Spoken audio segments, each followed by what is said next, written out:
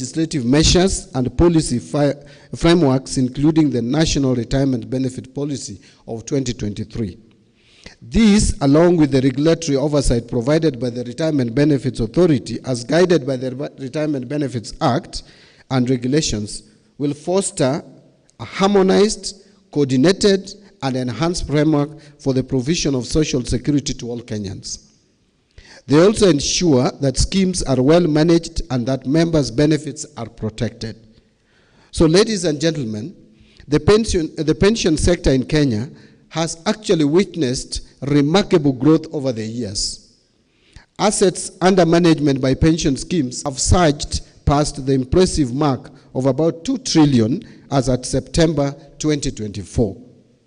This growth is attributable to factors such as increased membership, enhanced contributions and investment income, among others. The substantial assets held by the pension schemes in the country present a unique opportunity for us, as they are strategically invested in portfolios that drive sustainable development. This in turn enhances social security for all Kenyans while securing the needs of future generations. So the twin benefit of sustainability and investment promotes the development of our great nation and ensures the security of generations to come. If you look at the financial statement, which I think will be presented later, you'll realize that about 100 billion shillings of this fund is already invested in our treasury bonds. And a significant amount, I think 29 billion or 27 billion, is also invested in treasury bills. And those are high-yielding bills as at now. Well, I know that the yields are going down, which is good for our economy, and to worry about for pension funds, because really if our inflation is below 3% and you get a return of 12%, that therefore means you have an effective return on investment of at least 9%. So it is still reasonable. If you compare to other places in the world, you will find that the return is just about 2-3%. So ours is still way high up there. The operationalization of the public service superannuation scheme in 2021 played a key role in the growth of the pension space in Kenya. It led to the transition from the previous defined benefits arrangement to a defined contribution scheme with a current membership of 443,639. The scheme is the second largest after NSSF in Kenya. And very soon, this scheme will be the largest, I have no doubt. Looking at the monthly remittances and contribution to this scheme, very, very soon, Mr. Chairman, you are going to preside over and chair a board of trustees managing the largest pension scheme in this country. So the members of PSSF, comprising teachers, civil servants, and disciplined services personnel, have an opportunity to save for their retirement and to play an active role in the management of their retirement savings. The government, which is the sponsor of the scheme, has played a critical role in ensuring the sustainability of the scheme through the remittance of the employer portion of contributions. And by the way, I took my time. It is required by law that there should be a formal presentation of the financial statement to the sponsor of the scheme. And I actually took my time as an accountant to look at the financial statement. I think, Chairman, you thought you were just going to present the book and go away. I almost asked questions on each and every item, going even to the notes, to the accounts, just to check and see, because I have to discharge my statutory mandate. The reason why that legislation was put there, so that you report to the sponsor, is for the sponsor to ascertain and be sure that you are doing the right things. It is not just about to tick the box and convey. I am not a conveyor belt. So I looked at the statements and interrogated the statements. Timely remittances are crucial in maintaining the fund's liquidity, as I said, and safeguarding benefits accruing to members. The scheme boasts of a fund value of 150 billion, which is a significant milestone that positions PSSS as a critical player not only in the retirement benefit sector but also in the Kenyan economy. And I think I'll say something about it immediately I finish. I urge all of us, or us all, to celebrate the remarkable successes of this scheme and its transformative impact on the lives of our public officers. I am confident that this scheme will continue to be a beacon of hope, ensuring a secure and decent retirement for each member. The National Treasury remains committed to supporting PSSS to undertake its legal role and to continue serving our crucial segment of the Kenyan citizenry. Ladies and gentlemen, in 2022, the government appointed a multi-agency committee to undertake a review of the PSSS Act, identify gaps and prepare proposed amendments to align it with the Retirement Benefits Act and other relevant laws and best practices. The committee was also mandated to prepare draft regulations to the provisions of the Act. I am glad to report that the committee has scrutinized and proposed amendments to the Act and drafted regulations which effectively will streamline access to retirement benefits by members in line with retirement benefit practices. The draft and are now in the final legislative stages. So before I conclude, because now what is remaining for me in this written speech is just to conclude. So before I conclude, allow me to maybe just say one or two. First, I want to echo and emphasize the role that pension funds can contribute towards the development of the nation. Let me tell you, across the globe, developed countries, and where we should strive to move to, a lot of infrastructural development is done through funding sourced from the pension funds across the globe. Because you can't rely purely on direct government borrowing. What if government stopped being broke? I always ask that question. Tilly, I asked you that question the other day. That yes, now you may celebrate. I can see you are second after banks in terms of buying our government papers or domestic borrowing. The banks are still ahead at 45%. You are following very closely at 29%. Very soon pension schemes will overtake the banks, and that is what I'm looking up to in terms of giving money to support our budgets. But that is because our government is still broke. That is because our revenue collection is not meeting our expenses. What if tomorrow we get to collect enough money that we don't need to borrow? You must think outside the box. And you must redefine the relationship with the government. You can invest in commercially viable government infrastructure. You can become Adani. We want local Adani going forward. We don't want these people who we don't know about, who gives us problems, where I've not even met with them and people thought I've met them. Just because I'm saying that we need our infrastructure to be developed. If we say there will be more believability if we tell Kenyans, PF, headed by Jose Akili, has come together with PSSF, and they have joined hands with NSSF. They have pooled resources, and they are developing JKIA. Which Kenya will doubt that? Which Kenya will say that is corruptly acquired there? Where you can get money from outside using our local institutions that are established enough and can carry out and implement some of these projects. That is the way to think. So I challenge you to move towards thinking of how to rearrange the portfolio, and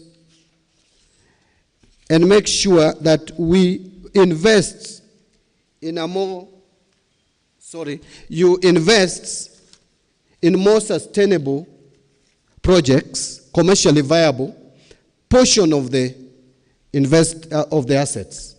Portion can go to government bills and bonds, portion can go elsewhere. And in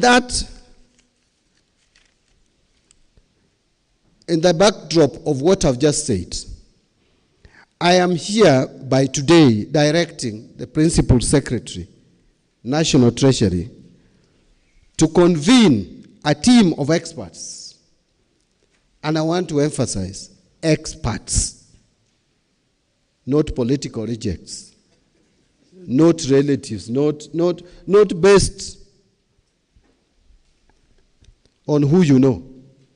We want people who have played significant, who have made a contribution in this industry, to sit in a team of experts to look at how we can leverage savings from the pension and insurance sector to finance public-private partnership projects in this country. We don't have to start big. We can start small based on our size. If you have to grow, you have to start from somewhere. We are today, some of us have difficulty in walking because we started from a time we had difficulty in walking, then we became very strong in walking, and then now again we are going back to where we came from, by now struggling to walk up the stairs. So PSSF is starting today as a child, learning to walk. Start small, grow big, and help this country develop. So that team will report back by the end of March, 31st of March next year. That team will include representation from all these sectors, major sectors in this industry, and professionals. And I'll be very clear. And the Ministry of Public Service, we need your representation here, my senior, so that we can start looking at ways on how to leverage the savings from this sector and also the insurance industry to finance some of these projects that we have issues financing. So let me conclude. Yeah, you know, I'm saying this because we must look for ways of running away from the culture of going out there to look for money.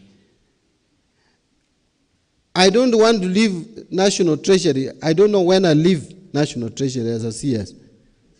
Some of you think I will leave in 2027. You may be disappointed.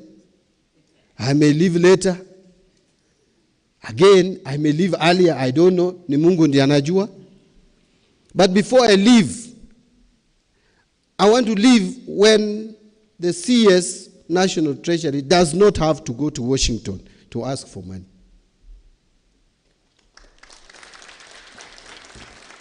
Not that I don't want to fly to America. Everyone else would want to go and see how Washington looks like. But I can go and do my private things. I don't have to go there begging for money all the time. And there is a way to get out of that. Finally, you know, I always, when I talk to people, I tell them about personal finances. And this scheme is one way of managing your retirement. This scheme must be managed professionally.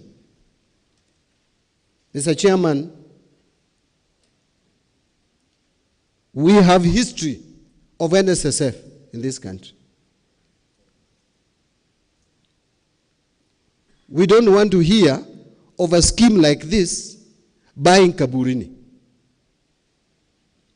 buying forest land, getting involved in construction where the actual cost of construction is actually double what it should cost.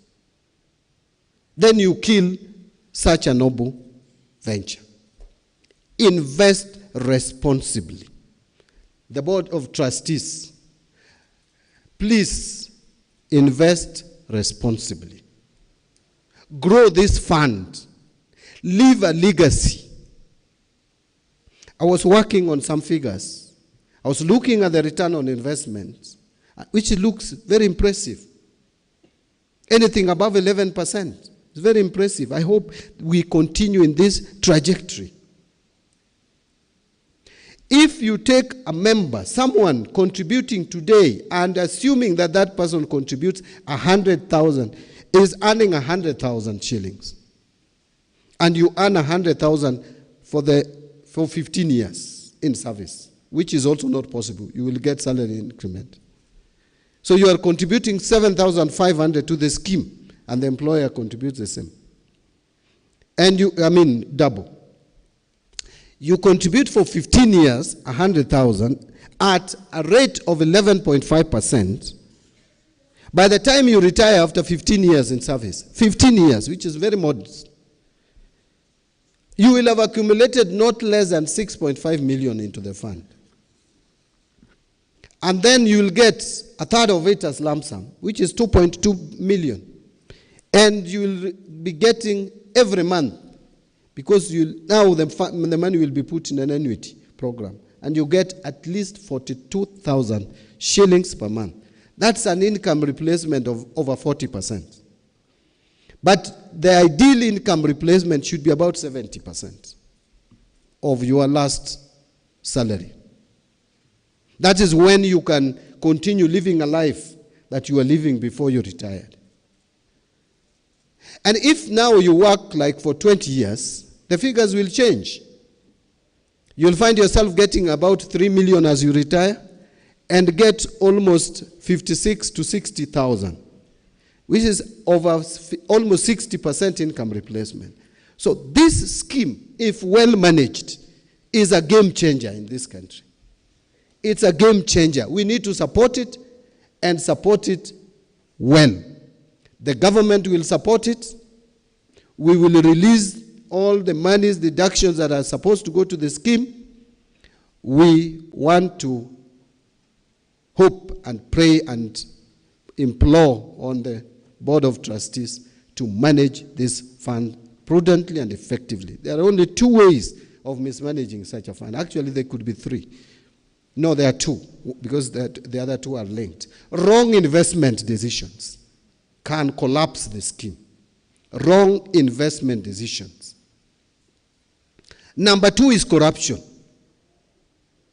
Stealing scheme funds in whichever method would bring the scheme down, because that is not provided for in the actuarial calculations. When this scheme was set up, actuaries engaged their brains to determine how sustainable it would be. In that calculation, there was no provision for corruption. Board of Trustees, I want you to understand that. There was no provision for corruption. So you are distorting the formula. The moment you bring in corruption, you have distorted the formula. This scheme will be unsustainable. I hope I'm speaking to someone. Finally, what can bring this scheme down is unnecessary expenditure out of this scheme. You must maintain to the bare minimum the operational costs.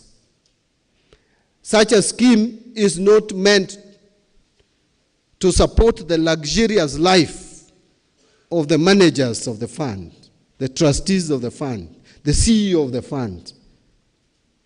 It was not meant. Actually, that again is also not factored in the calculation for the sustainability of the fund.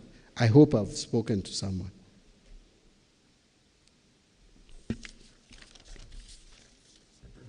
Wacha sasa nimalize. Otherwise I will be accused of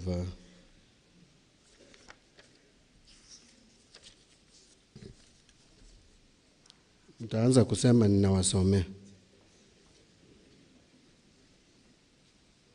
As I conclude, let me remind you that the pension scheme signifies our pledge to secure the future of our public servants. I think I've said that. We must realize that we are all key drivers in this dream. The government, the Board of Trustees, The employees and the members have a shared responsibility to promote sustainable social security for the members of the scheme. I urge you to actively utilize the resources available, engage with stakeholders, and actively participate in shaping the retirement journey that PSSS is mandated to secure.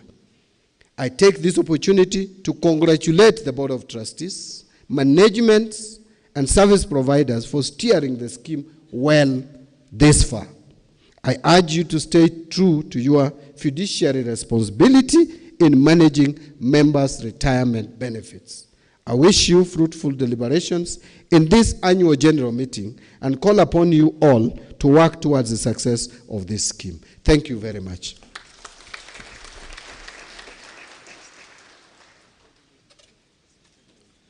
Ladies and gentlemen, another round of applause to our chief guest. Ladies and gentlemen, thank you very much.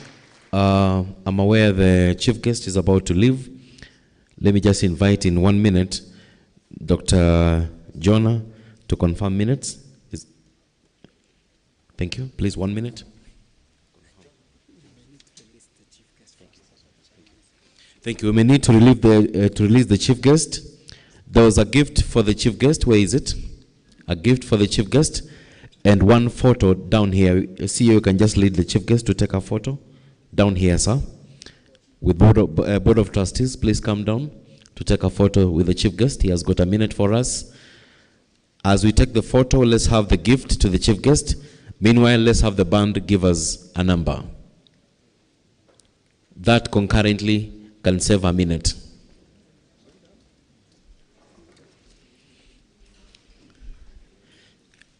Let's have the gift for the chief guest.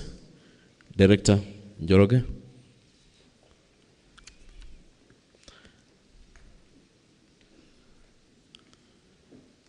Let's have the gift for the chief guest, and meanwhile, we have a photo session, and the chief guest leaves at his own pleasure. Thank you.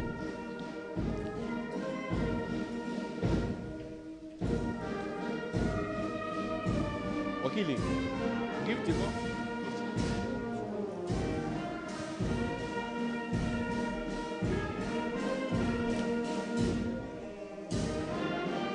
Let's have the gift.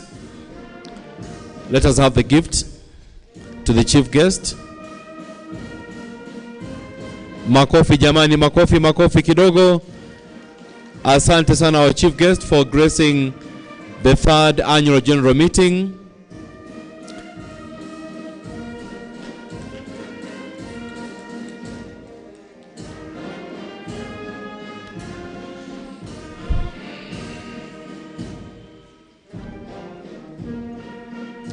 Thank you very much. The chief guest may leave at his pleasure. Thank you very much.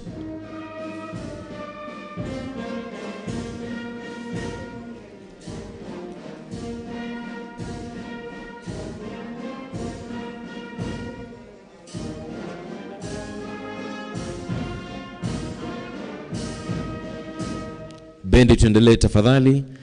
Mgeni wetu anapoondoka na kisha baadaye turejelee ratiba ya siku ya leo. Bendi, tuendelee tafadhali. As we wait for the chair to come back, the Board of Trustees are here and also the CEO. Invite the Board of Trustees to come to the podium. Let me invite the Board of Trustees to come to our main stage. Board of Trustees, please come to the main stage. Welcome, Board of Trustees.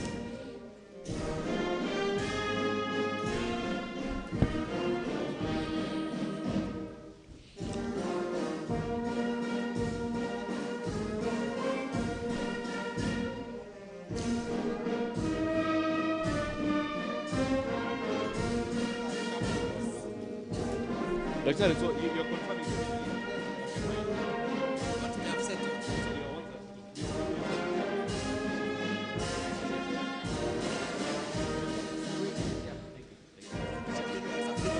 Thank you.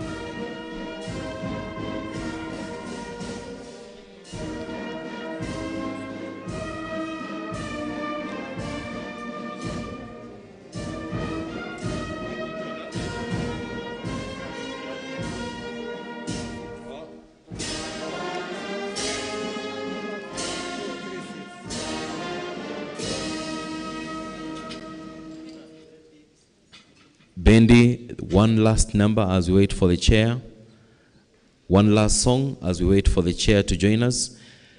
And we kick off speeches from the service providers.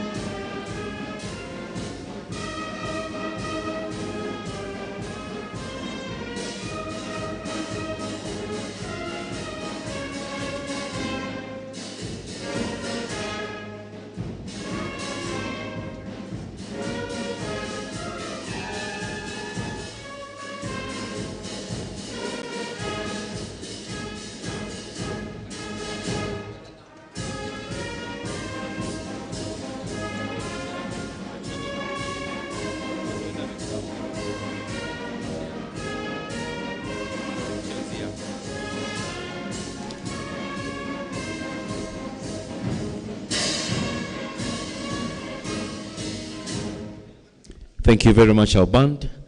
Ladies and gentlemen, please put your hands together for this wonderful band, please. Tupigeni makofi bendi yetu, asante sana. Let's recognize the chair NSSF, wherever you are, sir. You may please wave to us, Chair NSSF. Thank you, you're most welcome.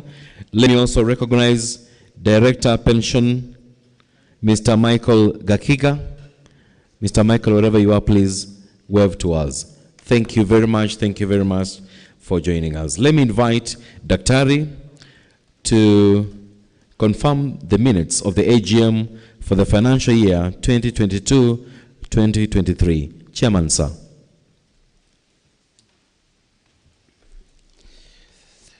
Ladies and gentlemen, good morning once again. We are progressing on with our agenda, and we had our annual general meeting, the second annual general meeting, on the 7th of June 2024 at Kenya School of Government, and there are quite a number of things that we deliberated on. Much of the items were captured in summary, and they are now being displayed all over and were circulated to many members as possible. So we may not read word by word, but I just want to table before this annual general meeting the minutes of the second annual general meeting held on 7th of June 2024. On the first page of the meeting, we are capturing the list of attendees. We have also captured the key agenda on the second page, and also the deliberations, which included the introduction, the remarks by the sponsor, who was then represented by the National Treasury PS, Dr. Chris Kipto. We also captured the comments by the chief guest, We also had an agenda on reading the notice. We confirmed the minutes of the first AGM that is captured on page number 4. We also did a presentation of audited financial statements for the 18 months ended 30th June 2023, or for the year ended 30th June 2023 rather. That is for the year beginning 1st July 2022 to 30th June 2023. We did presentations. We had presentations by our fund managers, our custodians, our administrator.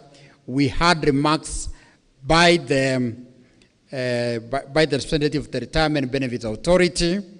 We had presentations by the trustees regarding the remuneration, and we had numerous questions, and also the trustees took note of those questions, answered quite a number of them, and ultimately we had a vote of thanks.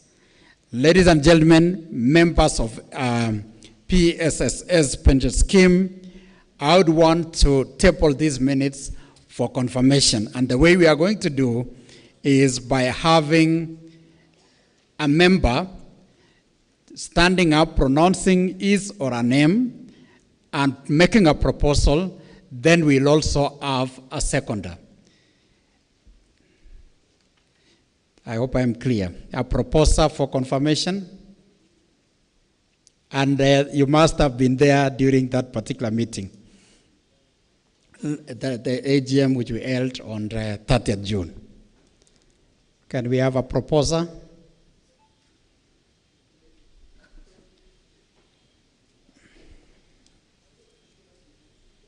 Second.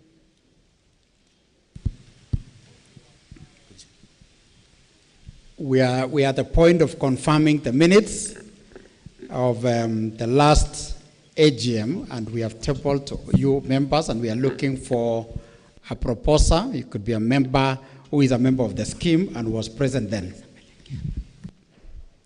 Yes, I can see Douglas Asanyo, who is a member of the scheme, making a proposal. If you don't have a mic, seconded by?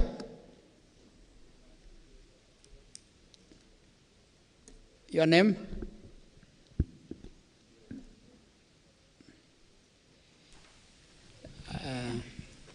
Donna. Second? Donna. Okay. So we have the confirmation of the minutes for the second annual general meeting, and the key things that were taken on, we responded to the questions at that point, and we'll be able to pick it up from there. So having done that, I would want to hand over back to the MC of today for progression of the rest part of the agenda.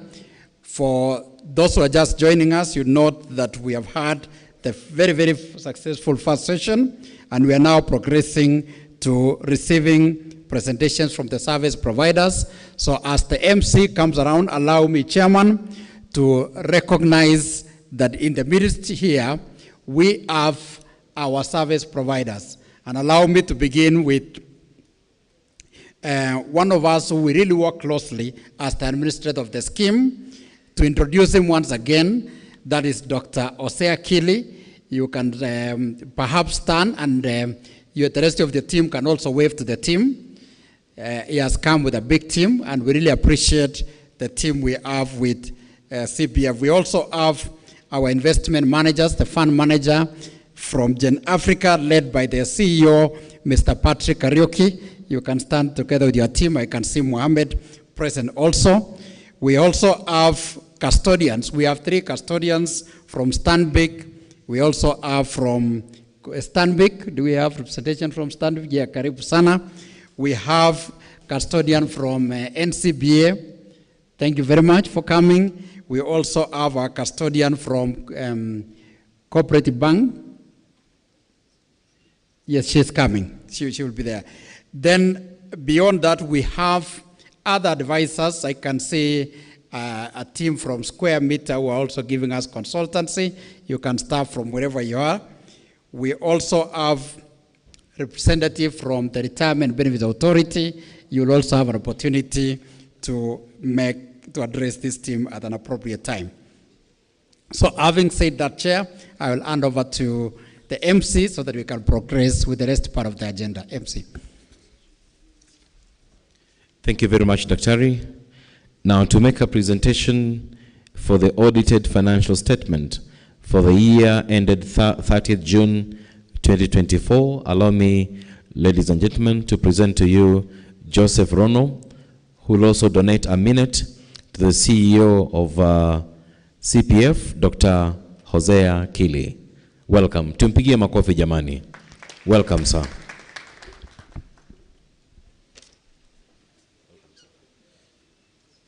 Thank you very much, MC. Chair, standing on established protocol, allow me to invite our CEO first to speak, and then my noble fiduciary duty will be to run you through the numbers, which will take less than 2 minutes. Thank you.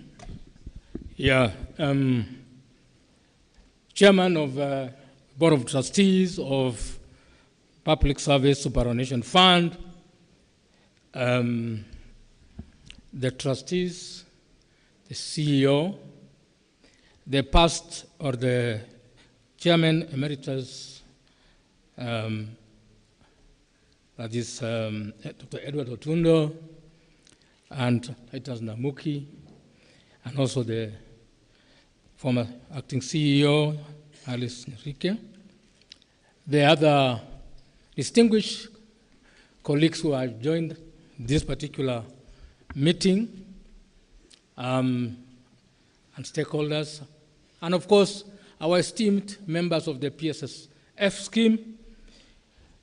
I would like to say good morning. Good morning. So, ladies and gentlemen, as one of the service providers, I have to say something before my officer goes through your accounts. And this is because when you are part of the inaugural team which established an institution like this one, which has now become a giant and growing to be bigger, then of course it's important to walk back and remind ourselves where we began from. So it's an honor for me today to stand before you at this third annual general meeting of the PSSF. I feel immense pride as I reflect on our achievements and challenges we have made to ensure that we have a brighter future for all our members of the PSSF. First and foremost, I would like to extend my sincere appreciation to the government of Kenya for its visionary leadership in establishing a contributory scheme for Kenyan public servants. This progressive initiative demonstrates the government's unwavering commitment to the social security and welfare of the public servants and providing them with a reliable financial safety net for their future. I would also like to extend my deepest gratitude to the trustees and the secretariat. Your unwavering commitment and collaborative spirit have been instrumental in driving the growth and success of the public service scheme from its inception. The Public Service Superannuation Fund has laid a strong foundation for the financial security of members, and we commend the government for this forward-thinking initiative and also for being a very good sponsor. We manage, as CPF Financial Services, particularly the county governments, and I want to say we are up for challenges of unremitted contributions in those particular, from those employers, and we are very happy when we see the National Treasury as a sponsor here really keeping its part of the bargain. I would like to urge that in its role as the fiscal agent for the entire country, National Treasury should really assist the counties to be able to also sort out this problem of unremitted contribution. We are also deeply honored and proud to be part of this monumental journey. As the inaugural fund administrator of the Public Service Superannuation Fund, along with the Secretariat, Fund Manager, and the custodian banks, we at CPF Financial Services are dedicated to ensuring that the scheme operates with the highest standards of efficiency, transparency, and accountability. Of course, this has not been very easy, I mean, this is a large fund with more than 400,000 members. To maintain the data and records for such membership and make sure they are accurate, and the confirmation of how well we have also tried our best to do this from the inaugural time will also be demonstrated by the audited accounts and reports to be made by our Office of the Auditor General. As we celebrate our third AGM today, it's important to reflect on the progress we have made, especially concerning the challenges we faced at the beginning. Despite some initial setbacks, including a backlog in member data, because this scheme began, but it took time for it to be really commence. So membership data was accumulated. That happened before our appointment into office. But we successfully produced the first set of audited financial accounts for the fund on time for the first AGM, and also managed to assist the trustees to organize the first AGM very successfully, despite the fact that the COVID-19 effects were still around.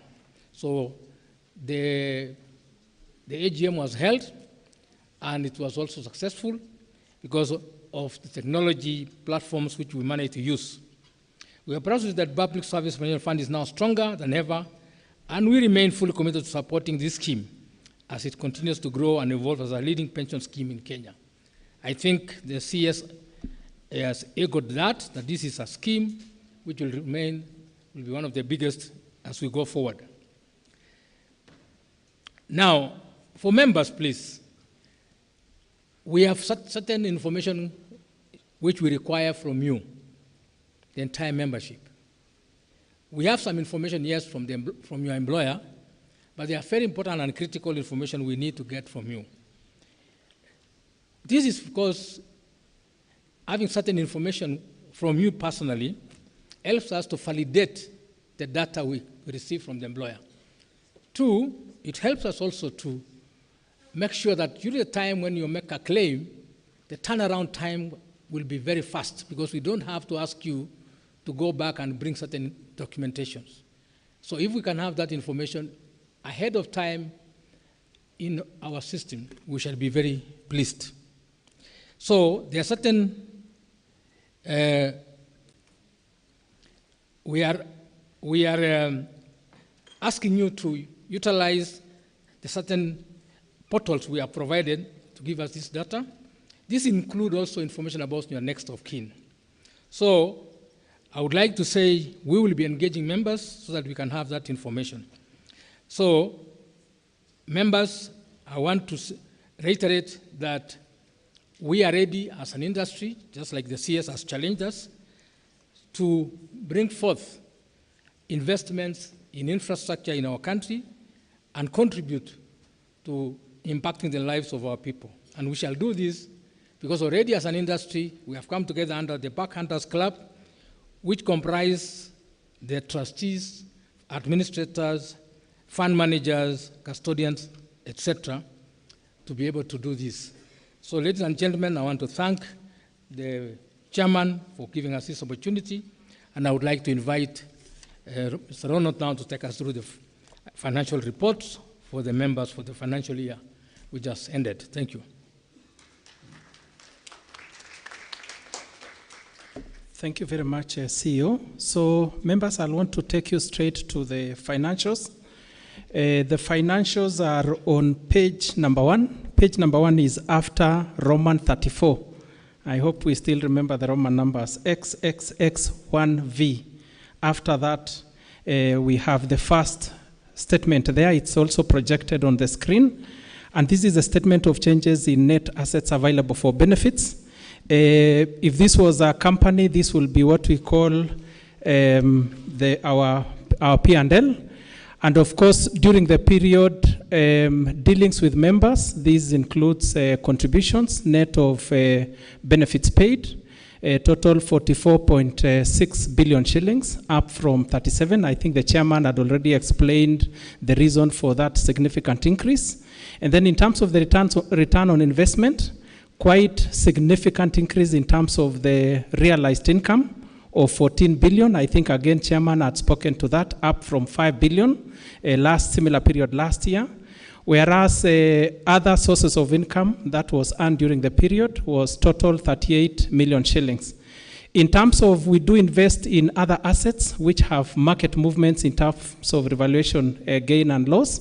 We had fair value loss of 601 million shillings, significantly lower than what was realized last year of negative 1.8 billion. And this is the reason for that, of course, was because of rebound in performance in the stock market.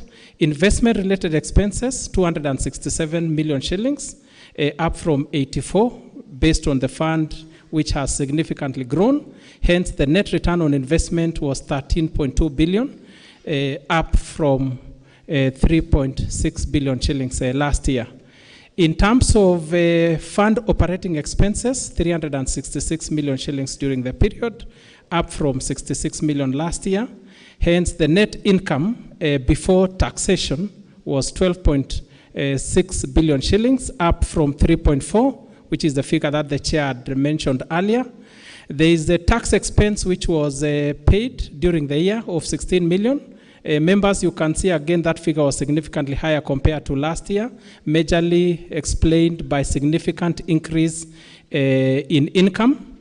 Therefore, hence giving us the net investment income of 12.8 billion shillings, up from 3.4 billion shillings. Hence, when you combine the 12.4 plus the net dealings from members of 44, we had an increase in fund value of 57 billion shillings last year, up from 40 billion shillings the other financial period. If we can turn to the next page. Members, this is a statement of net assets available for benefits. If this was a company, this is what will be called the balance sheet, and it explains where these funds are held. They are held in various investments, starting with non-current assets. These are basically fixed assets that the fund is holding, which was totaling 116 million shillings, that's 0.6, up from 8.5. Perhaps a quick explanation for that change is that the Secretariat, now sitting in their own office, had, of course, had to establish the office, invested in vehicles for purpose of mobility of the Secretariat. Hence, that was the reason for that particular increase. In terms of the other investments, we did invest in various asset classes, starting from what we call cash and cash equivalent. This is both cash at bank and cash in investments like treasury bills maturing within 91 days. We had a total of 9.8 billion shillings. And then in terms of investment in treasury bills, we had investment in treasury bills of 24.8 billion shillings. On treasury bonds, we had an investment totaling to 100 billion shillings, quite significant. And then, of course, we have other investment in offshore assets of 2.1 billion. Quoted equities which are listed at Nairobi Securities Exchange, the likes of stocks like Safaricom and all the other very blue chip companies, a total investment of 4.3 billion shillings. Hence, the total investment was 141.5 billion shillings. In terms of the current assets, these are assets which are fairly near cash in nature. We had trade and other receivables of 3.2 billion shillings. Hence, when you add that to 141 billion, gave us the total assets of 144.97 billion shillings. In terms of the liabilities which were falling due as at end of that financial period, we have trade and other receivables of 2.7 billion. Tax liability which was payable at that time, 14 million shillings. Hence, the total liabilities was 2.7 billion shillings. That from the 144 gives us the net assets as at 30th of June 2024 of 142 billion shillings, up from 84 billion shillings, which is what the chair had earlier on explained. The rest are notes in support of these financial statements. Just to assure you members that as your administrators, we kept the books of accounts, and I think the responsibility of determining the fair view of the financials will rest on the Auditor General who audited the accounts. Thank you very much.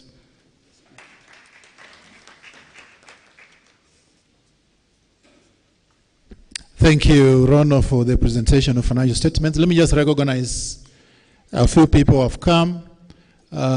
We have the chairman of Lab Fund, Johnson Osoi, Ebumpigia Makofi, a very good friend of mine, the former Speaker of the County Assembly of Kajiado. Thank you, my brother, for coming. We have, of course, we have the chairman, NSSF, who is here, but also the chairman of NSSF. Thank you, Chair Kariuki, for coming. We also have a very big team of the executive team of KUPPET, the union. I don't know if they're here. Oh, they have not arrived. Oh, down there. Ebu apige makofi. Thank you. Simameni bwana watu waone bwana. Thank you for coming, the executive team of KUPPET. Asanteni sana. MC. Thank you, Chairperson. To make a presentation on the audit report for the scheme for financial year ended 30th June 2024, allow me, representing the Auditor General, present to you Njoroge Waithima. Njoroge. We're giving ourselves 9 to 10 minutes. Kindly. Welcome, sir.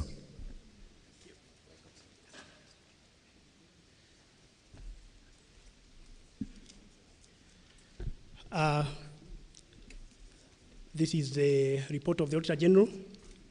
Before I do that, Board of Trustees, members of PSSF, Chief Executive Officer, Dr. Abey, and the staff of PSSF, invited guests, ladies and gentlemen, I'm here to read the report of the Auditor General for the year ended 30th June 2024, beg your pardon.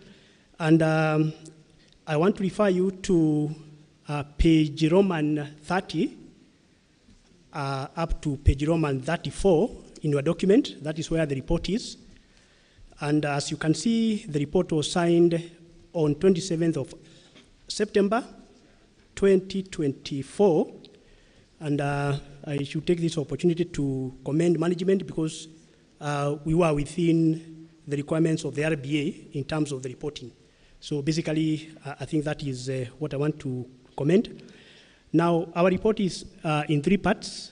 Part 1 is on the financial statements. We have part 2 on lawfulness and effectiveness in use of public resources. And part 3 is on a report of effectiveness on internal controls, risk management, and governance. So I will start with part 1, and here I will just read the opinion, which is, of course, the report of the Auditor General on Public Service Superannuation Fund for the year ended 30 June 2024. A report on financial statement, you can see the opinion there. The accompanying financial statements of Public Service Superannuation Fund set out on pages 1 to 26. Which comprise the statement of net assets available for benefits as of 30 June 2024, and statement of changes in net assets available for benefits, statement of cash flows, and statement of comparison of budget and actual amounts for the year ended, and a summary of significant accounting policies and other expenditure information in accordance with provision of Article 229 of the Constitution of Kenya and Section 35 of the Public Audit Act 2015. I have obtained all the information and explanations which, to the best of my knowledge and belief, were necessary for the purpose of the audit. Now, let me go to the basis of opinion. You can see, in my opinion, the financial statement presents fairly, in all material respects, the financial position of Public Service Superannuation Fund as of 30th June 2024, and its financial performance and its cash flows for the year then ended, in accordance with International Financial Reporting Standards and comply with the Public Service Superannuation Scheme Act number 8 of 2012. So members, that is what we call an unmodified opinion or a clean opinion for that matter. And therefore, we did not pick any issue on the financial statements. Now, we had an emphasis on matter on the budget, and I'm not going to read this because it's already indicated in your report. However, this is not a qualification, it's just an emphasis on matter. As the auditors, we are allowed to pick any matter that we feel maybe members need to know. Then from there, we can go to report on lawfulness and effectiveness in use of public resources. So again, this is not a qualification. This is just a conclusion of the auditor. And here we picked two issues. Number one, on unremitted pensions, employer contributions. We are talking about an amount of close to 3.2 billion that had not been submitted as of 30th of June, 2024, but we have confirmed that this amount was subsequently received by the fund, by the scheme in the course of the year. That is subsequently after we did the reporting. So the next item is on delay in remitting income tax, installment tax. There was an item there on an non-compliance with the remission of installment tax to the tax authorities. It's just one issue that we picked. And then lastly, on the area of report of effectiveness in internal controls, risk management and governance, we have an issue on asset tagging. This is an internal control issue, which again we are allowed to bring to the attention of management as part of the internal controls improvement in the scheme. And we had observed that some of the assets had not been tagged. So basically, members, that is the report of the Auditor General. It was signed, as I indicated, on 27th of September by FCPA Nancy Gadungu, CBS, the Auditor General. And as I've said, we were within the statutory reporting by RBA of 30th of September. So I think we'll continue with this transaction management so that we continue meeting these deadlines. Thank you very much. Thank you very much. Thank you. Let us appreciate Mr. Njoroge tafadhali. Na makofi jamani. Asante. Now to present us on the schemes of investment, allow me to invite the fund manager, Mohamud Khalid.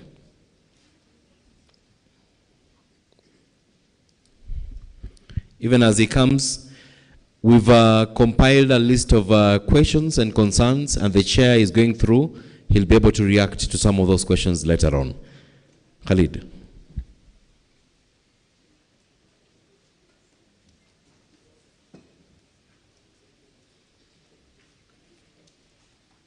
Thank you very much. I stand on already established protocols. I will want to cede a minute or two to my MD to just make a few remarks. Thank you. Good morning.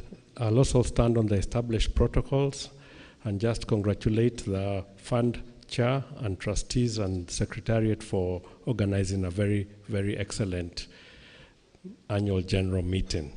We have attended every year. We get better and better. Congratulations.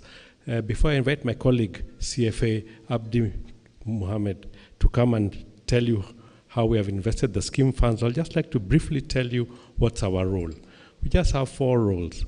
One is to understand the scheme, understand its objectives, understand its membership, understand its plans, and understand its risk tolerance.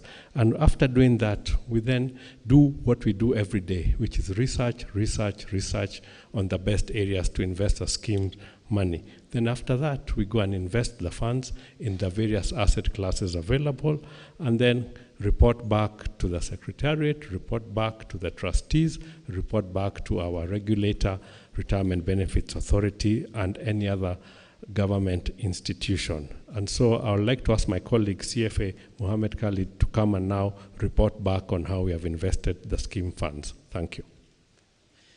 Thank you, Patrick. So very, very briefly, I'm Mohammed Abdi. I'm a senior investment manager with Gen Africa team. We were your investment managers or fund managers for the period under review. And I'll very, very briefly go through a very brief report in the interest of time. Our role, I think, has already been explained. We'll go to the next slide. Here we'll very briefly go through the macros. This is basically how the economy performed over the period, and you will note that over the last 10 years or so, GDP has remained largely positive, apart from 2020 when we had the COVID impact. But we do continue expecting, growth coming in pretty much at around that 5% range this year, largely driven by some of the resilience we are seeing from the service sector. Of course, we expect a slightly lower growth this year compared to last year because of some of the challenges that had been explained before, largely more to do with rationalization in terms of government expenditure, and overall in terms of the fact that interest rates have remained largely high and private sector has really come down. But to highlight, we've seen quite a bit of change in terms of those two metrics, and our expectation is that as interest rates are coming down, we do expect a positive multiplier impact as we get into 2025. The next part will very briefly talk around the currency, and as you will note, the currency has remained largely very stable. For the period under review, the currency did appreciate by about 8%, and since then we've seen the currency remain between 129, 130. We don't see significant pressure on the currency. We do expect a lot of support from both internal and external flows, largely driven by the fact that there's much more positive sentiment once the government was able to refinance the Eurobond, which was one of the major issues that had created quite a bit of negative sentiment in the market. So going forward, we expect the currency to remain largely stable with a fairly gradual depreciation as we get into next year. The next part is a very brief graph. It's very important for also us to appreciate where we are in terms of the inflation trend.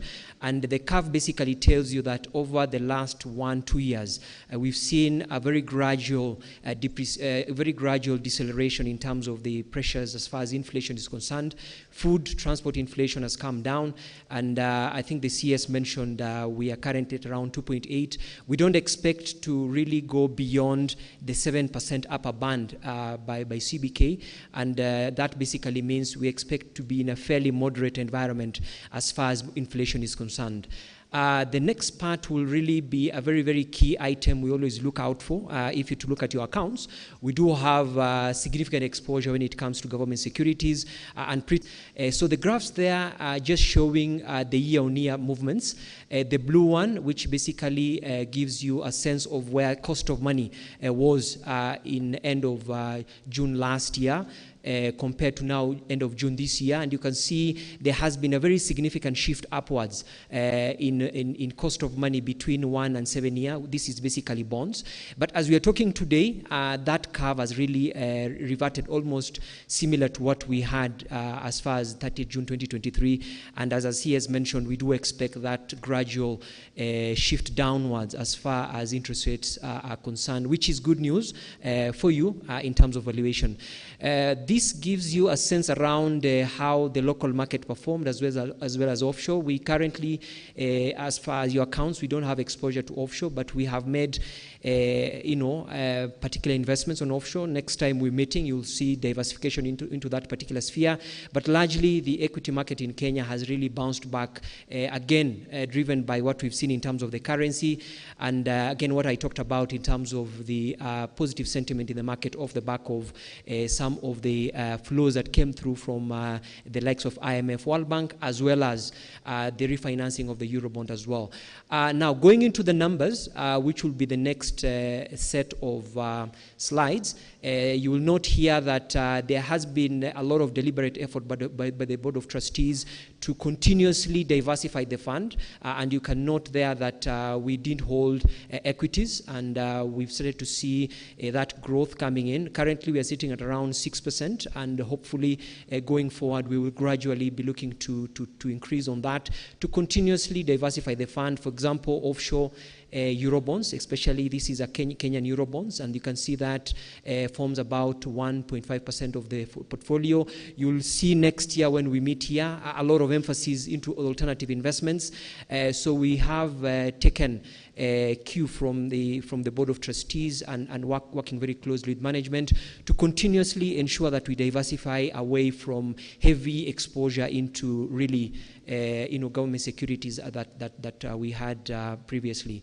The next part gives you a sense around performance. As you can see, performance coming in very strongly at about 14.6%, and that's really driven by some of the strategies that we put in place in line with the strategic plan to ensure that we continuously able to target double-digit returns for your funds going forward and ensure stability in terms of that return. The next part gives you a sense of where we've come from, and we are quite happy to see that growth coming in quite strongly over the last 2-3 years, starting off as low as 43 billion. We are now at around 155 billion as at September, and as we are talking today, given the new contributions that just came in as had been confirmed earlier, the fund value is sitting at around 176 billion. So quite strong growth, and we really do commend the National Treasury and the Board of Trustees to try and ensure that those contributions come in good time, so that we are able to invest in good time and we're able to actually bear higher returns. I'll not really go through too much in terms of the outlook. I've already talked through that, but I just want to highlight that we are committed to working with the Board of Trustees and the management and of course the sponsor to achieving the long-term strategic objectives of the fund, and we look forward to again a much better year as we get into the next couple of months, and I'll also want to just wish you a happy new year and happy holidays as well. Thank you very much. Over to you. Thank you very much. Thank you very much, Mr. Mohammed Khalid. Now, to lead us in the presentation of custodial report, let me invite from NCBA Eden Kaberere. Welcome, sir.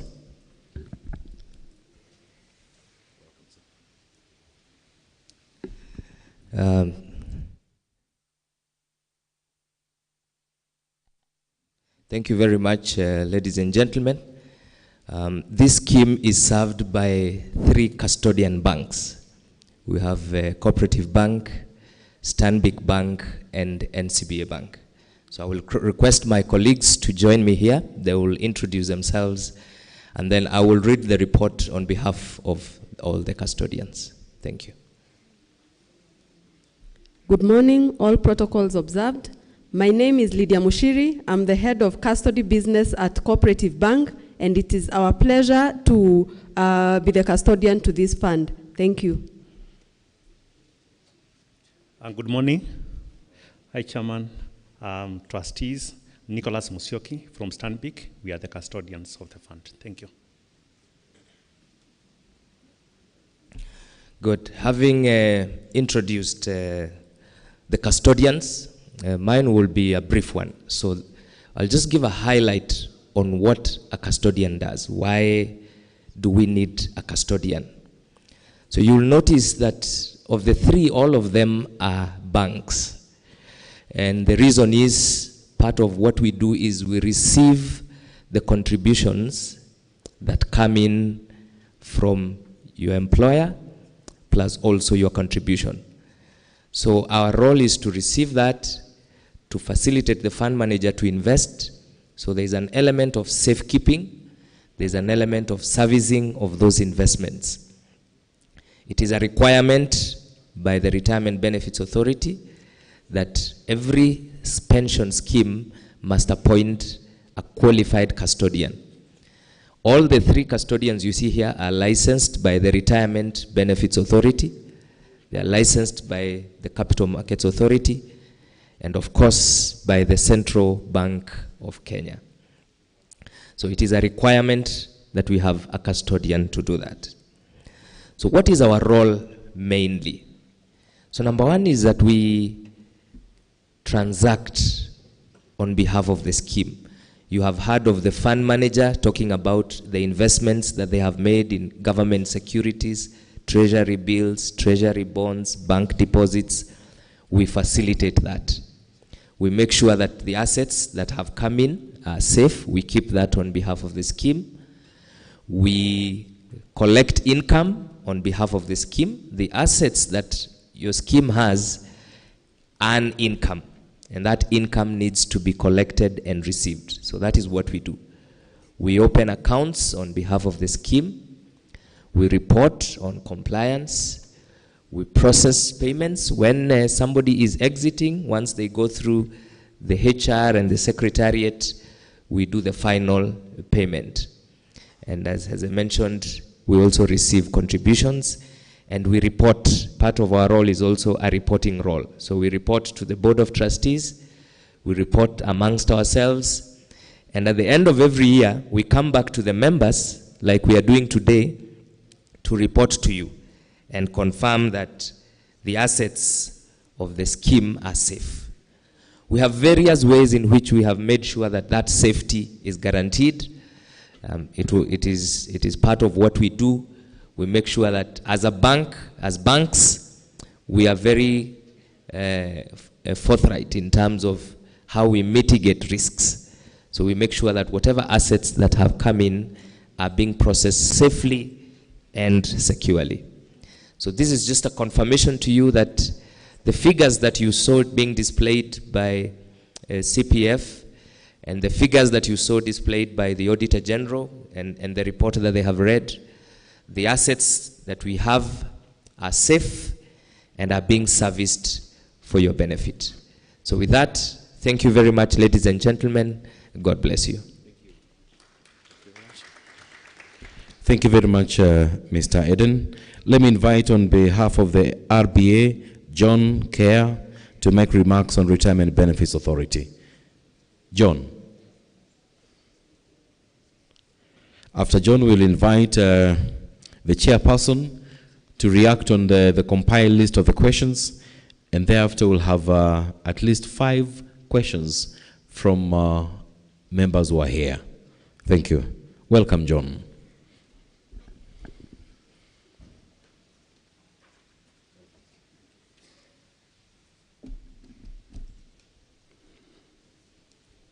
Good morning, ladies and gentlemen. As introduced, my name is John Kerr. I'm here on behalf of the RBA, together with my colleague Christine Onyango. I'll just ask her to wave.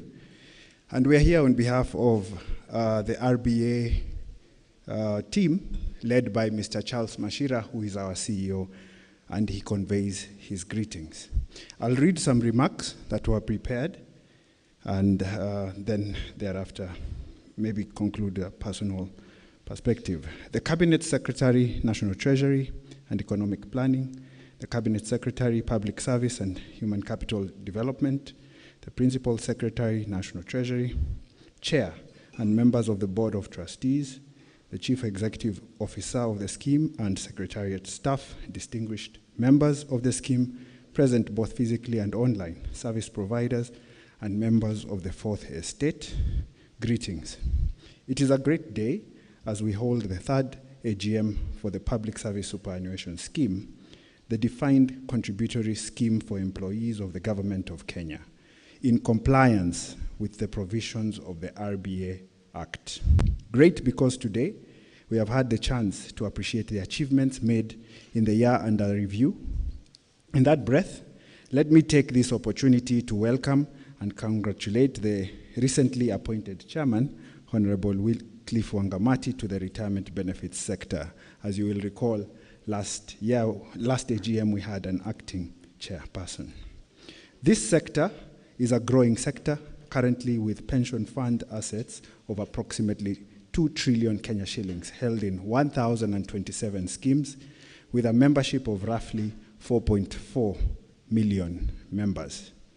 This represents a current pension coverage of 26% of the total workforce. With assets currently over 176 billion, the PSSS, as we know it, despite its tender age, accounts for about 8.8% of these assets and is emerging slowly but surely as a model scheme in the industry, testament to its significance in the sector and the economy as a whole. In this regard, the authority welcomes the CS's directive to constitute a team to look into leveraging retirement benefits savings, among others, to finance public-private partnership. We recognize this as a win-win opportunity to grow member benefits, but at the same time, growing our beloved nation. I take this opportunity to sincerely thank the sponsor of the scheme, the Government of Kenya, through the CS, for living up to their promise to ensure timely remittance of funds despite the economic challenges facing this nation of ours. I also thank the trustees for their timeless efforts in ensuring that the scheme is well run with seamless operations, leading to the stability and efficient service delivery to members. As the regulator, through our regulatory and supervisory mandate, we will continue to monitor the scheme closely and ensure that it always lives to its promise to members and within the retirement benefits regulatory framework. Further, we recognize the unique nature of your scheme, and we are working with all stakeholders to ensure that our regulatory environment works for the growth and proper governance of the scheme. To this end, we appreciate the current move to amend the PSSS Act to be aligned with the realities of the day.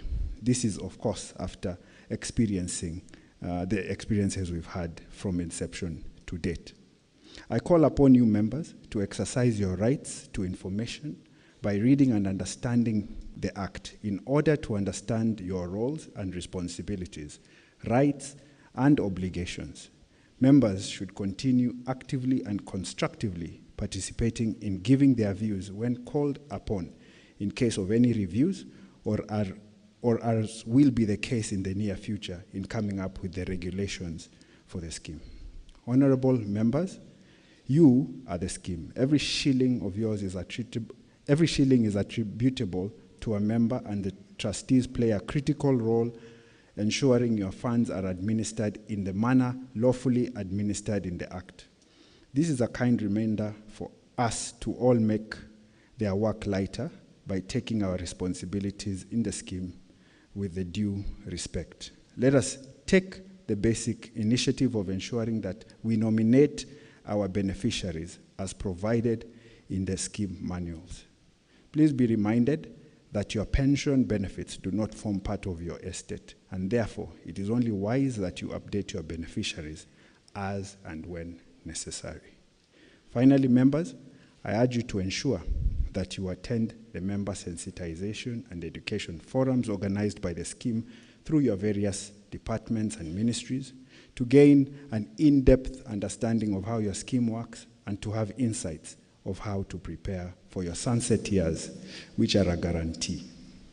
RBA also organizes training for members at no cost, and you should not hesitate to attend one whenever it is in your locality. You are encouraged to visit our website for news and events on what's happening from a regulatory perspective near you. Having said this, I am happy to report from the regulatory perspective, the scheme has filed all the required returns in compliance with the RBA Act, and upon the assessment of these returns reports on matters governance, prudential and market conduct, your scheme is very sound. Let us give the trustees and the management a clap for that issue. We commit to continue engagements with the Board of Trustees and management to guide them on the salient issues affecting the scheme and, more importantly, managing risks inherent therein. Lastly, ladies and gentlemen, we are all on a journey to retirement. Retirement is a gateway to the next exciting, relaxing phase of life. It is the beginning of new possibilities, personal growth, freedom, and dreams. To get there, we humbly advise you to prepare adequately. Financially, through saving and investing, hence this membership in the retirement benefit scheme. But there are also other aspects, socially, psychologically, and indeed physically. We have also been reminded of the low retirement benefits coverage of the workforce, 26%.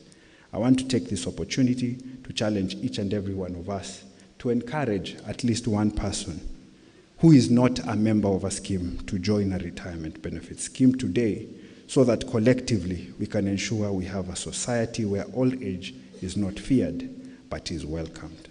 In conclusion, I once again want to congratulate the scheme for holding this third AGM.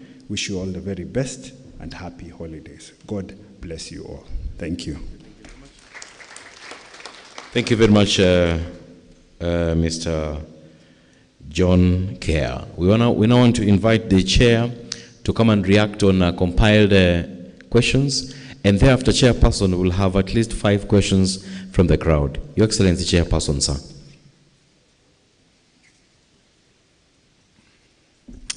Thank you, Moses, the MC.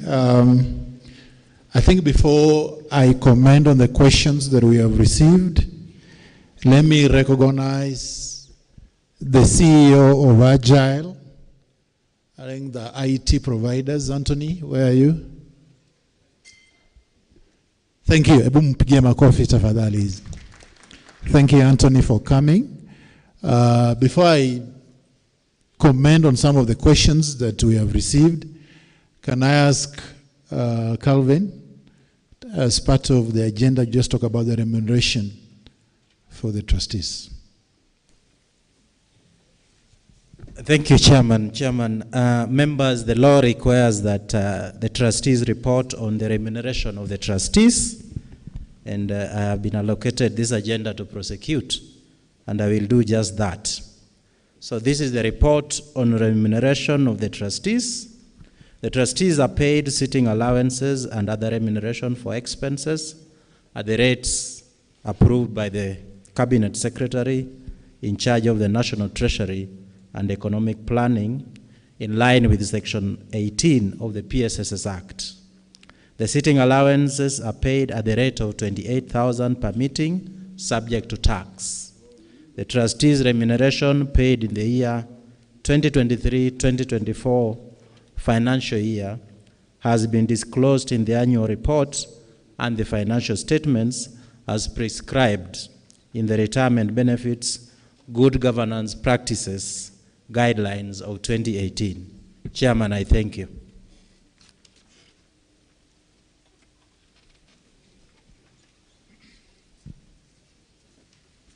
Thank you, Calvin, for that statement. Before I comment on the questions that we received, we need to adopt the financial statements for the year ending 30th of June 2024. If there's anyone who can propose and then second. I'm here. Where are you? I'm upstairs, second floor. I'm here. Yes, your name? I'm CPA Adam Katana. CPA Adam Katan, proposer, seconder. My name is Melvin Sisoni, National Treasury Pensions Department. I second. Okay, thank you. Thank you very much for that. Now, members, let me just run through a few questions that we have received. And of course, as the MC has mentioned, if there's any question that is outside what we have already received, we'll be happy to comment on it. The first question, I think a member did ask, am I allowed to contribute above the 7.5%, and will my employer top up to match my contribution?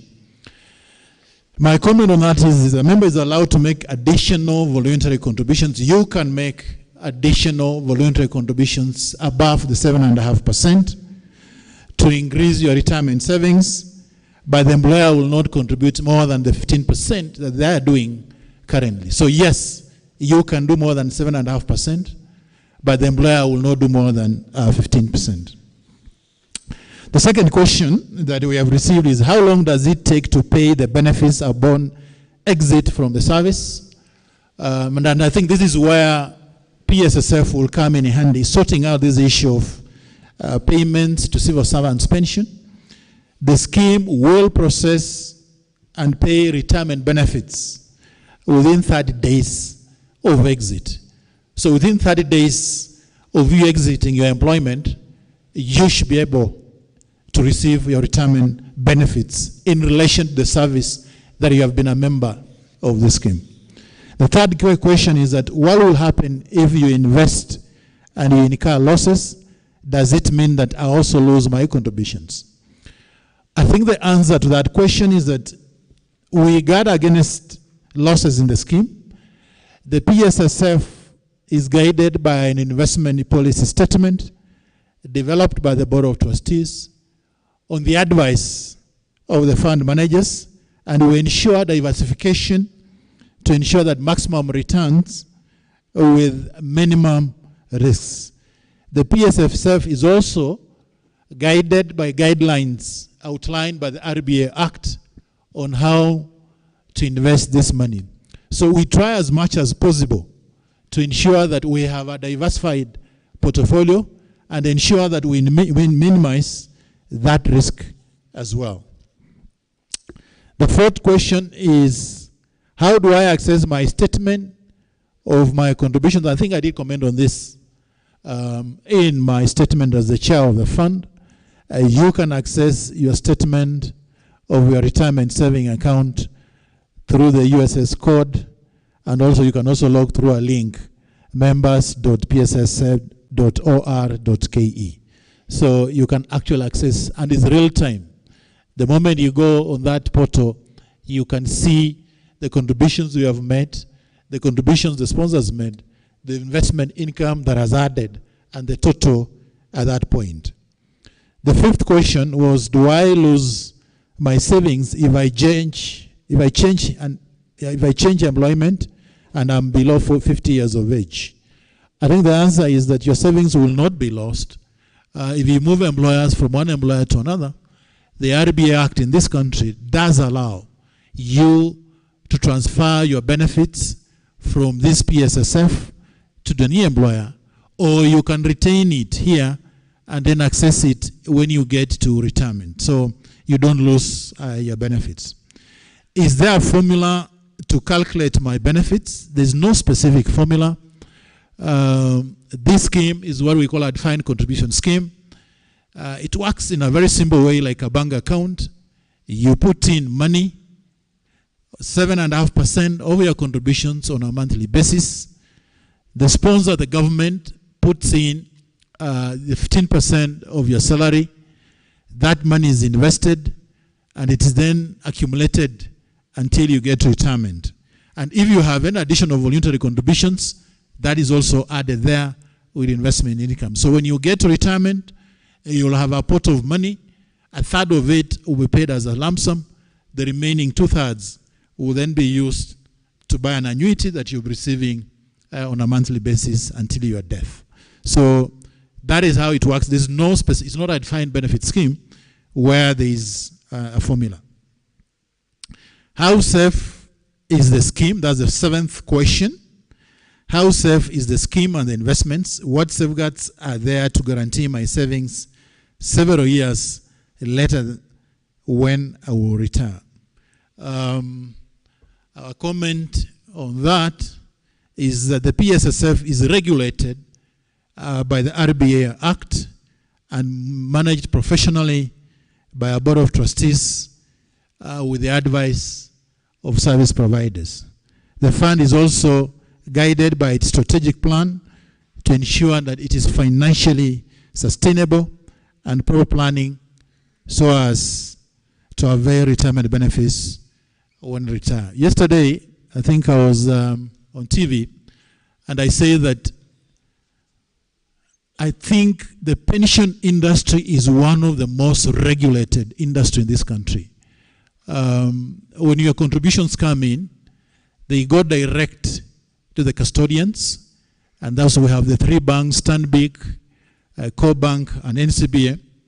Then the fund manager is alerted that we have received contributions.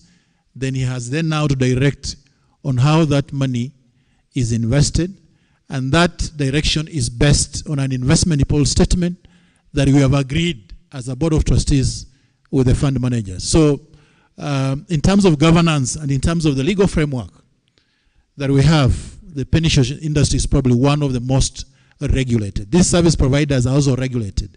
The banks are regulated under the Banking Act, and also the service providers are also regulated. Maybe if there are any other questions that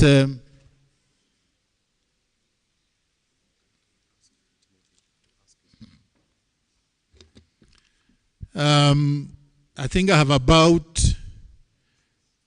5 people who want to ask questions. There is Timothy Wechuli, Elizabeth Mudange, Sarita Ketui, James Kangede, and Adan Katana. Please, you can ask the questions so that I can... Timothy Wechuli? Yes.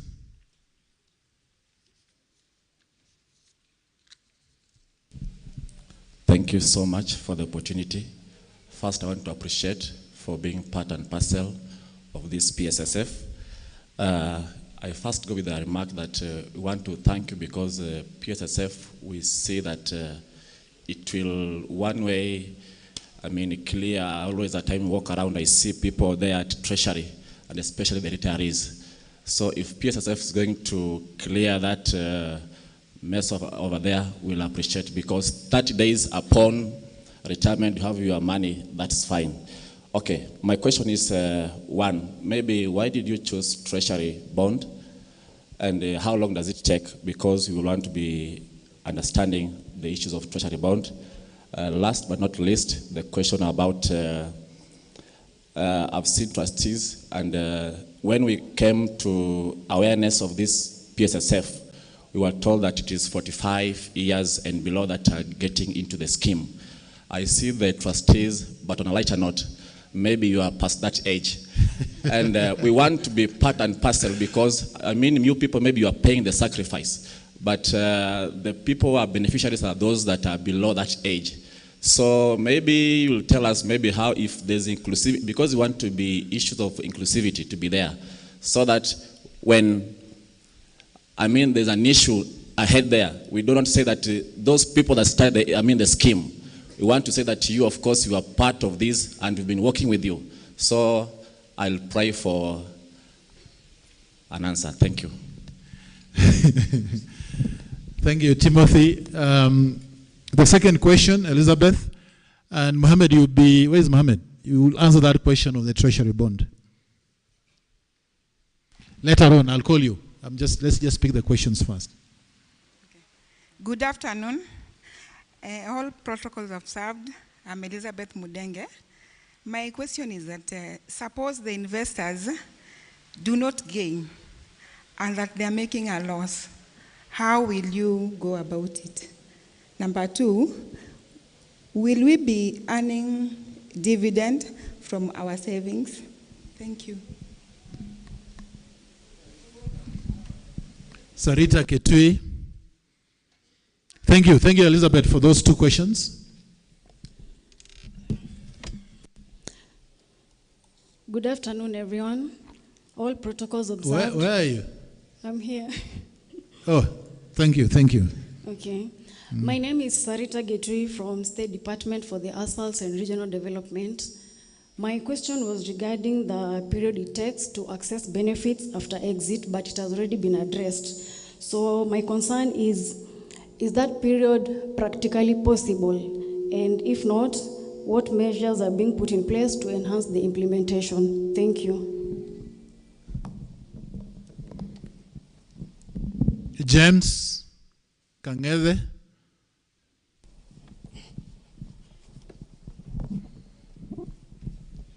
All protocols observed. Afternoon.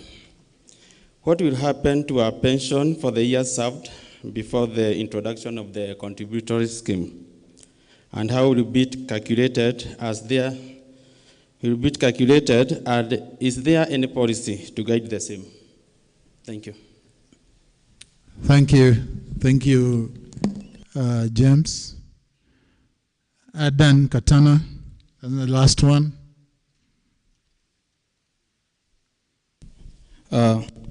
Yes, this CPA, Adam Katana. Where are you? Yes, I'm here. Yes, boss. First of all, before I ask these 2 questions that belong to members of this scheme, because personally, I'm okay with the scheme, and I appreciate the Board of Management for the management, the way you are managing the scheme, since it was given birth to us. And again, I'll appreciate again the report. I've seen the order reading for us, that we have a clean report and a qualified report showing that indeed we have a going concern of this scheme. And civil servants being a member, being one of the civil servants, I appreciate, and civil servants knows by the time they retire, they will be having benefits equally to those in parastatals. Now, let me ask the question that I was sent to ask, because at times again, I represent members, civil servants in the Union of Kenya Civil Servants as their secretary, Nairobi CBD. They asked me, when I come here, I ask you this question because some or few of them are suffering. That imagine a civil servant who was employed back in 2004 and he was in the other scheme. They said it was used to be in CAP 189 and they used to contribute that scheme, and now they have done three years in this scheme, and by bad luck, God calls them or they go other side. That their dependents are suffering. Somebody to ask how the linkages between the other scheme and this scheme, because someone told me that we are having a few cases where the dependents of those who joined the scheme now 3 years and they had served 16 years, 20 years in the other one, they are still having a disconnect. Maybe if you can make a clarification on that point, will it be appreciated? Number two, they told me again that can they be able at the time during the period of contributing this scheme, can they be able to withdraw some money to do their own emergency issues as they continue to contribute, or they wait till retirements? But indeed, all in all, they say everything is good and this scheme is being run well. And again, they say, let's embrace succession management. So that in that board again, try to put in young blood so that again they can know how to run and learn from how we are doing things for the future of this scheme. Thank you very much. Pigia Aden makofi kwa hiyo maswali hiyo. Number of questions. I think there are two questions that I'll ask Mohammed to comment on, but let me just run some of the questions. Starting with Sarita, she did ask whether the period of 30 days is realistic or not. I want to assure you that the 30 days is very realistic.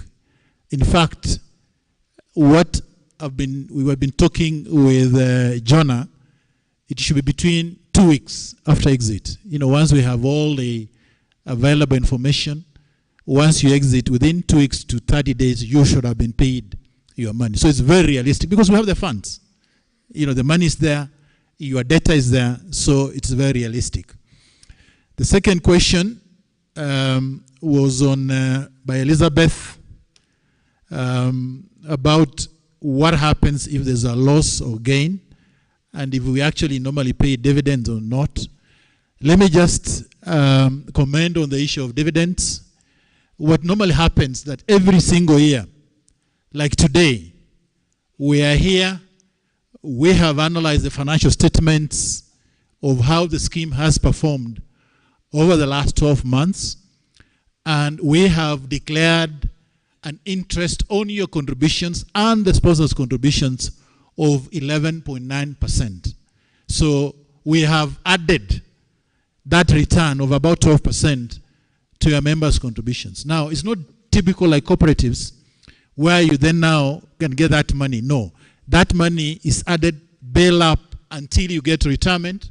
That's when you'll be that's when you'll be able to access the money. So it is not your typical cooperative where you get dividends on an annual basis, but we declare interest on an annual basis, bail it up. Last year, at 30th of June 2023, I think Jonah, we declared about 5.5%. This year, because of the good performance, we have declared 11.9%. So if you were there last year, your contributions and the sponsors' contributions were compounded by about 5.5%. This year, the interest that was last year as well has also been compounded by 11.9%. So that's how you build the money and get to retirement. You'll be able to access a third of it, and then 2/3 will be used to purchase an annuity for you. What happens, James Kangede, and I think this is the same question that Aden has asked, the period before PSSF, and I think it's important that, we talk to this, and I'm happy Director Mike, Director of Pensions, National Treasury, is here with us.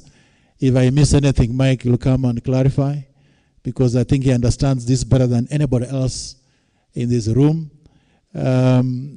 Basically, before PSSF, there was no funded scheme. There was no money that was being put aside to finance retirement benefits for the public, for the civil servants in this country. So what normally happens, and that's what the CS was talking about, that on an annual basis for the service before, for an annual basis, national government does budget on an annual basis, that puts money in the budget and say, look, the people who are supposed to receive pension this year, we budgeted this, and we will pay them the benefits based on the numbers that we have received. So for the service before that, the person to go to is the Director of Pensions, Treasury, and Mike, maybe once Mohammed comments on the investments, you may just want to come and comment on this, because I think you understand this better than anybody else in this room. For service after that is PSSF. So it's important. So when you retire and you have 16 years, the way Adan has mentioned up there, under the old scheme, that benefit then will accrue under the Department of Mike, and they will be responsible to pay for that. Then the 3 years, we as PSSF will then be responsible for that payment. So you will receive two components of retirement benefits, one from PSSF and one from Pensions Department in Treasury. I hope I have tried to answer that. And then there was the issue of the Treasury bond, and also there's the issue of representation and the youth. And I think I can only say that we have taken note of that, and will ensure that there's a representation of the youth on the board of trustees. Mohammed, two questions: why Treasury bonds, and what happens if there's a loss or gain? And I think if there's a loss or gain, Mohammed will come and comment on it, but I tried to answer it in one of the questions. We try to have an investment strategy that is very well diversified to minimize this risk. But Mohammed, come and comment why Treasury bond, and what happens if there is a loss or gain. Thank you, Chair, and thank you for those questions. I think the question was on the context of why we invested in Treasury bonds. And if you to look at the RBA investment guidelines, government bonds are allowable in terms of investment to the tune of about 90%. If you to look at what we've done since the last 2 years, what we've done, we've continuously reduced allocation to Treasury bonds. Now we are around about 71, 72%. Specifically, why last year? Remember last year, or the period under review, the returns on Treasury bonds were probably the highest we've seen in terms of the cycle. So it really made a lot of sense for us with the Board of Trustees to consider taking advantage of that. And that's one of the reasons you're seeing the investment returns are quite high. So that's long and short on that. Loss or gain, is it in the context of bonds? Okay, generally. So generally, if you to look at the markets, we, as the chair mentioned, what we do is we try our level best to invest with a view of reducing the risk to the portfolio. So over time, the idea is to increase the total return accrued to the portfolio. We definitely go to the market. For example, if you go to the stock market and the price movements in terms of asset allocation with the diversification at center stage, it does still able to deliver returns very much close to the strategic objectives that the fund have put across. So when we go in there, we are investing in an asset. We always look at it in the context of the portfolio. What is the asset adding into the portfolio? One, is it increasing the return or is it reducing risk? So those are the two parameters we look out for, and over time we ensure that those two parameters are balanced. So we'll always have episodes or cycles where the returns will come down, but given the fact that we are long-term investors, we'll always look at value over the long term, which is exactly how we invest for your fund. Thank you very much. Mike. Yeah.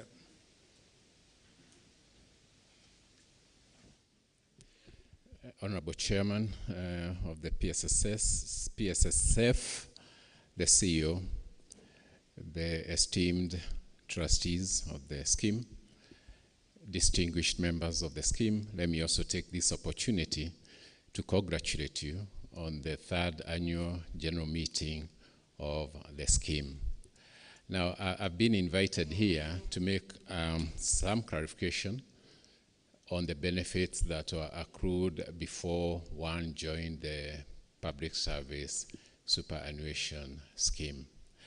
So you did probably hear from the speech of the chief guest that one of the engagement that has been happening is the drafting of the regulations which would give a basis for actualizing all the payments, whether accrued and the ones then that are paid out of the scheme.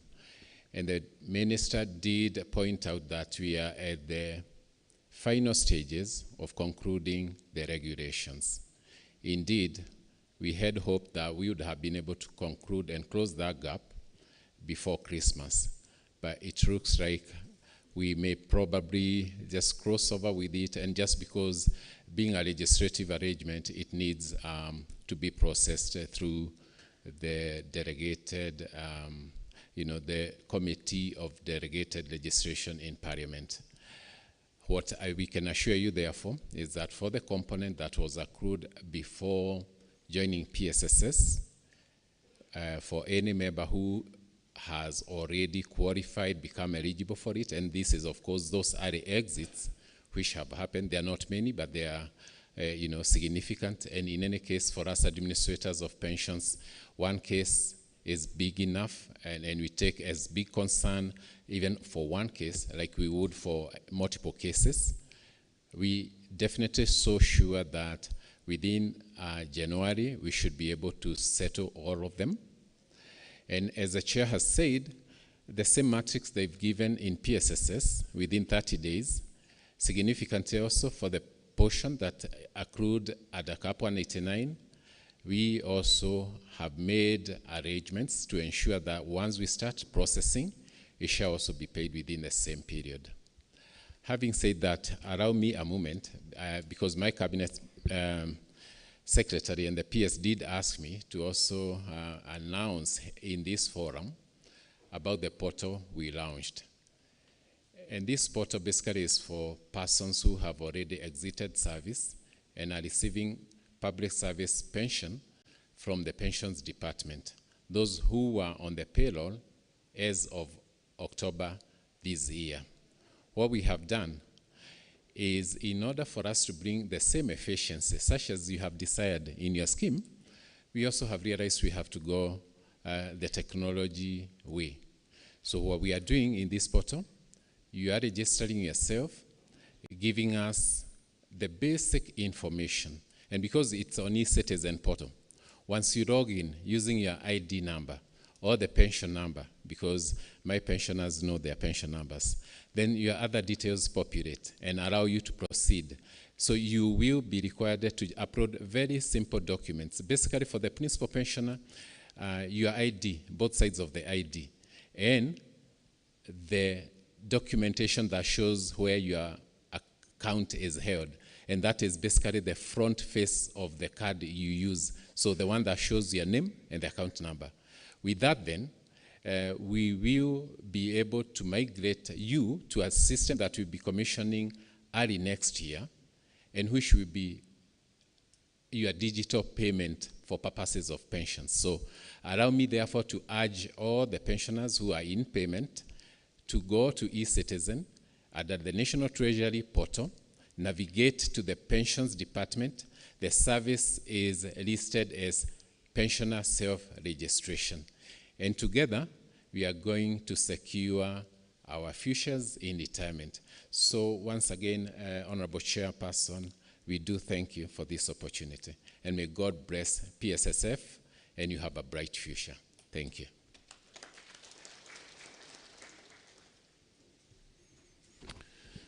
Mike, thank you. Ebupigia Mike Makofi. This man, when I was talking about Treasury helping set up, host the Secretariat, the man who's behind it is this Mike. Mike, thank you very much for that.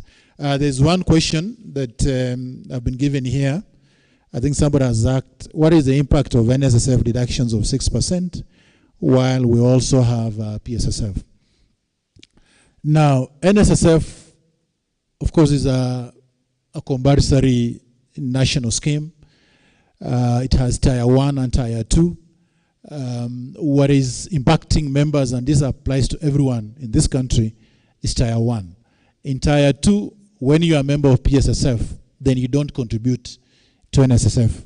Tier 2 only applies to those who are not members of occupational pension schemes like PSSF. It only applies to the basic Tier 1 only, which is affecting everyone in this country.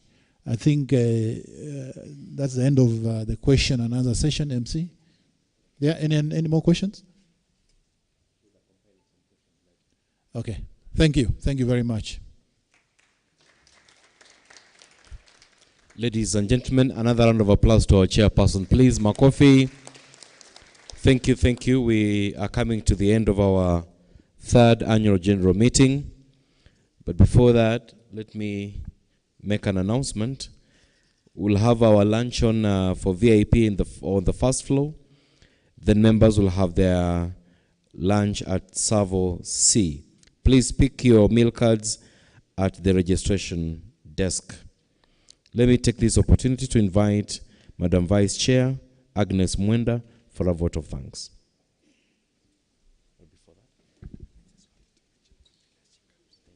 Dr. Welcome as Madam comes. Dr. Thank you very much, members. As we come to the close, please, let's all be patient until we have the last comment.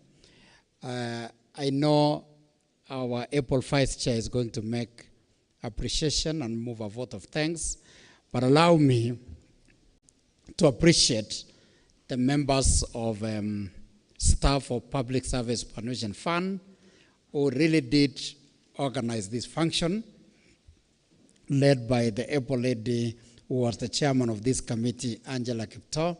I want to request the members of staff to stand, and members will be able to note and appreciate you. All the members of staff, please. Yeah, thank you very much for making this happen. We do really appreciate. And again, without taking words from the Vice Chair in a vote of thanks, I also want to appreciate our chairman in a special way. Chairman, you have steered this committee very well, the Board of Trustees. For the last 6 months you have been with us. We really feel the impact and the passion and the dedication to make this scheme great, and we really appreciate this, Chairman, together with your Board of Trustees. And of course, as we have the Chairman, we also have the Vice Chair, who is always available to give support to the success. I also want to appreciate you, Madam Vice Chair. And all of you receive my appreciation, because we could not have done the AGM without you. Thank you very much all, and God bless. Karibu Vice Chair.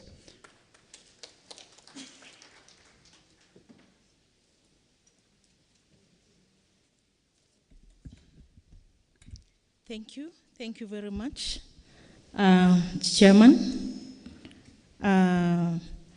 The Cabinet Secretary, National Treasury and Economic Planning, the Cabinet Secretary, Public Service and Human Capital Development, the PS, National Treasury and Economic Planning, all the CEOs from various state departments,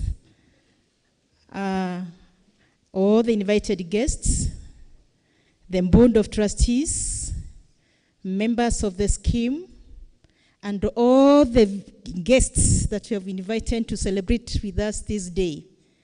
Good afternoon. Good afternoon. It is my distinct honor to deliver a vote of thanks in this particular occasion on behalf of the board, the members of the scheme, and all of us that are seated here. It is a great occasion that without you, we could not have achieved it. We have made it to be a colorful NGM. Thank you very much. Today's event was a remarkable success, and this would not have been successful without the contributions from each one of us sitting here. Our online members that are viewing virtually, we appreciate you. Thank you for turning up in big numbers. We say thank you. The occasion is colorful because of your presence. To all our esteemed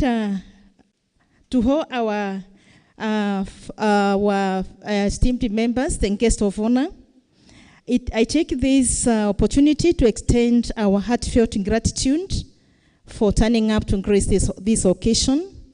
Your insightful and thoughtful and thought-provoking address, all the perspectives that you have shared with us, have provided with clear understanding the challenges and opportunities ahead, especially in ensuring the sustainability of our pension scheme.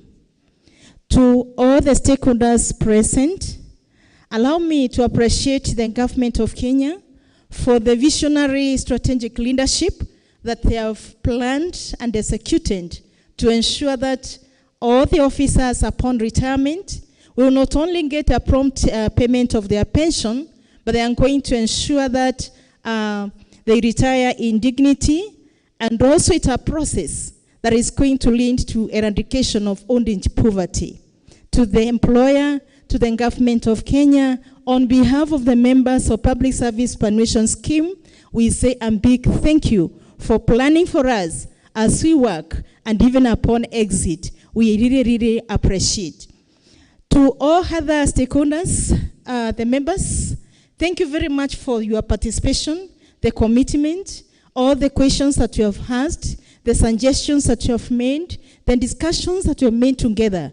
We are going to put them into consideration as we ensure that all of us, we are dedicated to the welfare of the beneficiaries. Other stakeholders, allow me to appreciate the regulator, Retirement Benefits Authority, the CEO represented by able leadership from Retirement Benefits Authority. Through your continuous monitoring and supervision, through periodic evaluations, you have been able to ensure that public service superannuation scheme goes or is managed towards the right direction to ensure that members' pension, which is the last bullet, is safe and secure, that upon retirement, our members are going to get timely benefits because of good management. So RMBA, thank you very much for being a regulator of all registered schemes. We appreciate you. To the unions, allow me to appreciate the CUPET leadership, NAT leadership, and the Union of Kenya Civil Servants. Thank you very much for your commitment and active participation. All the engagement that we find in the past and even today, we appreciate you all. It is in this spirit of collaboration that we strengthen our shared mission. To the board of trustees and the management team, thank you. Your commitment to transparency, accountability, and prudent management continues to inspire trust and confidence. Thank you very much for driving this public service superannuation scheme in the right direction. At this point, allow me to appreciate the heroes and the heroine who are the founders of this scheme. It is a team that laid the very first foundation for this scheme to be. And at this point, allow me to appreciate Mr. Titus Dabuki. Thank you, sir. I also appreciate Entrant, the second, he was the second chairman. Allow me to appreciate the first CEO, Halis Nyariki. These are the people, together with all other trustees that are not present, we appreciate you as a board. We are able to continue today because of the very foundation that you laid. It was not easy, but through it all, you ensured that public servants have a contributory scheme. Thank you very much. To our service providers, the board cannot deliver without you assisting us in every way.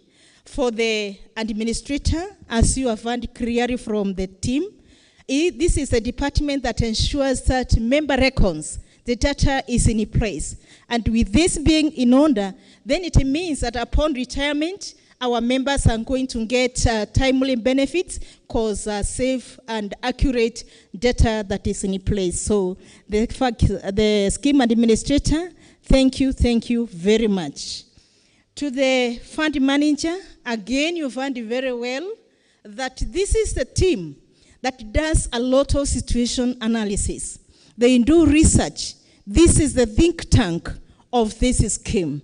For the board, they cannot be able to invest in viable projects without the fund manager. So at this point, allow me to appreciate the fund manager, that is Jean Africa, and the leadership of Patrick Kariuki. We celebrate you, sir, with your team. Asanteni sana, we have been able to invest, and this far, we are celebrating victory because the investment that you have done up to this particular juncture, they have yielded greatly. And that is why we are here today, celebrating the far we've come by the grace of God. For the fund custodian, again, you found very well the three banks that are taking care of our resources or the funds. They have given their testament. They have already confirmed that the report that is in the audited book of account, that one is correct and the correct status of the scheme. So we appreciate you for doing due diligence. We appreciate you for doing and giving the trustees feedback every step of the way. We've been able to manage the scheme because of collaborated effort and the report that you are getting from the credible service providers that are in place. So thank you very much. A big thank you goes to the organizing committee and the KICC staff, whose behind the scenes effort ensured that everything runs smoothly, from the logistical arrangements to the technical setup. And finally, allow me also to thank each and every participant today. Thank you for making time to be here. Thank you for participating actively. All the questions that you have asked, all the suggestions that you have made, we have taken them and we are going to actualize them for betterment of the scheme. As we move forward as a team, allow me to say that let us all remain united. We remain united to the goal of public service superannuation scheme to ensure safeguarding the interest of the members and also to ensure that there is long-term sustainability of the pension scheme. When together we do that, then we can be sure that today as we serve, today as we manage the scheme, tomorrow the future generations will be happy because people somewhere did the due diligence, they managed the scheme well, participated well through collaboration, and that far the scheme has stood firm.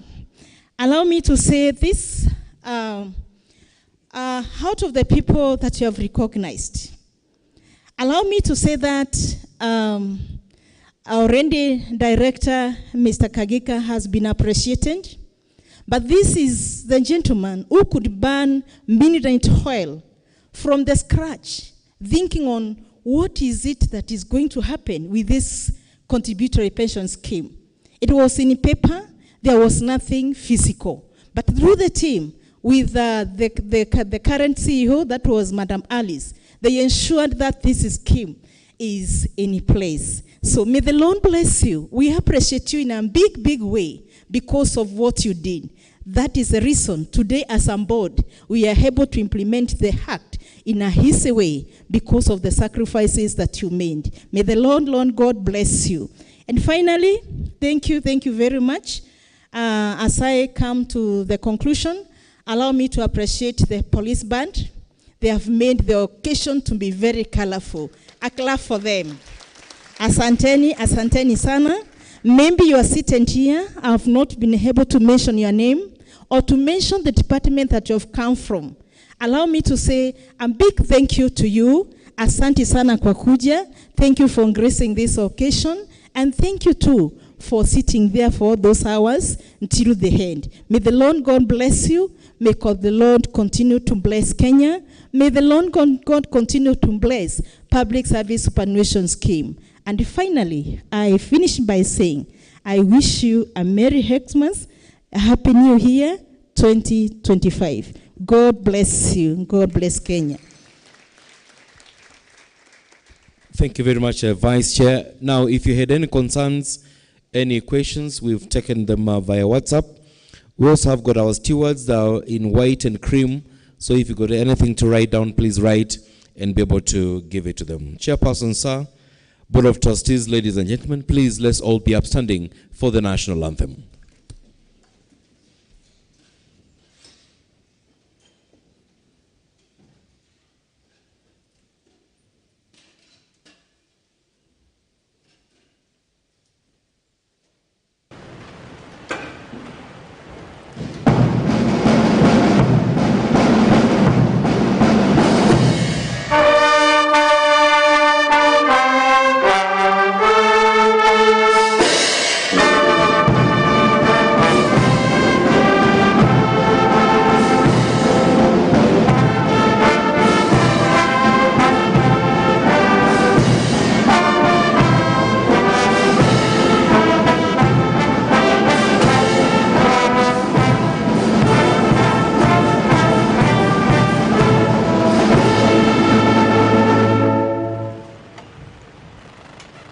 Khalid Muhammad for the closing prayer. Khalid.